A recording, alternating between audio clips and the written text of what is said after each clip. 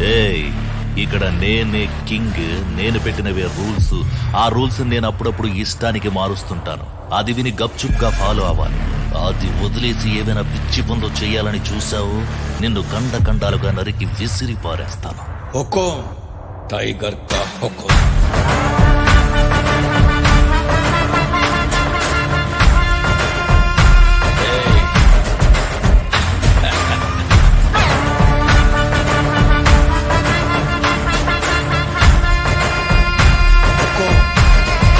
tiger